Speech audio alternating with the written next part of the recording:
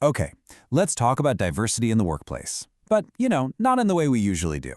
I want you to forget about quotas and just pure representation for a minute. Today, we're going to dig into a really powerful new idea that connects our differences directly to doing better work and building smarter organizations. So let's jump in. So here's the big puzzle, right? We hear it all the time. A diverse workforce is a huge competitive advantage. It's supposed to open up new markets, boost morale, make us more productive.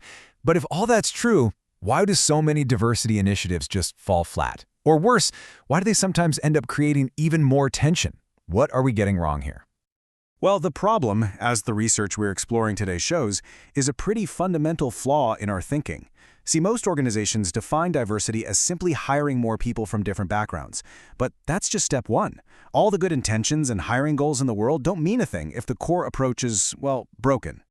And it turns out, most companies, usually without even realizing it, pick one of two paths when it comes to diversity. And you know what? Both of them are basically dead ends. They look different on the surface, but underneath they both stop a diverse workforce from ever reaching its true potential. Okay, let's break down these two flawed approaches. On one hand, you've got the assimilation paradigm. Its motto is basically, we're all the same. Now, it aims for fairness, which sounds great, but it does it by pressuring everyone to conform, to act the same.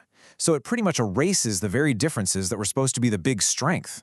Then, on the other hand, you have the differentiation paradigm, which says we celebrate differences. This one's a little more savvy. It uses diverse employees to reach specific niche markets. But what happens is, it ends up pigeonholing people, and their unique insights never really make it back to influence the main business. So here's a perfect example of that assimilation trap. There was this consulting firm where minority managers came up with a new way of working. They suggested using things like client interviews to add some qualitative depth to the firm's super rigid numbers-only approach. But because the company was so stuck in that we're all the same mindset, leadership just couldn't see it for what it was, a brilliant new strategy. Instead, they dismissed it as racial tension, and poof, a huge opportunity for innovation just vanished. And then there's the differentiation trap. A US bank hired a team of Europeans to run its European offices, and they absolutely crushed it. I mean, they were wildly successful. But here's the catch. The bank celebrated all their wins, but never took the time to ask how they were doing it. Their unique cultural knowledge was never shared with the rest of the company, so the bank became completely dependent on them. As one executive actually admitted, if the French team resigns, we're sunk. Yikes.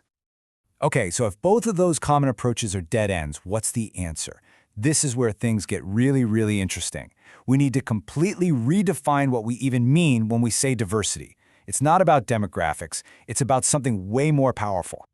So here it is. This is the new way of thinking about it. Diversity isn't just about who people are. It's about the unique perspectives and approaches to work that they bring to the table because of who they are. It's about how they see the world, how they solve problems, how they come up with new ideas. This one little shift in perspective, well, it's the key that unlocks everything.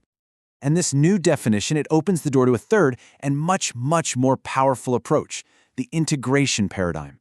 With this one, we don't erase differences and we don't isolate them. We connect them. We weave them right into the fabric of how the organization works, and that's what fuels real learning, real growth, and real results. This quote it nails the whole idea of the integration paradigm. It's a huge shift in thinking. Differences are no longer some problem you have to manage. They're an asset. They're a vital ingredient that makes the entire team stronger, smarter, and way more innovative.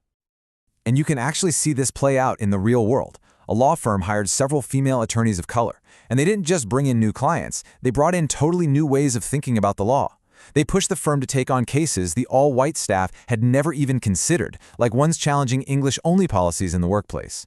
This didn't just grow their business, it totally transformed the very nature and quality of their work. So, this all sounds great, right? But how do you actually do it? It's one thing to get the theory, but how do you build an organization where this new paradigm can actually thrive? All right, let's get into the playbook.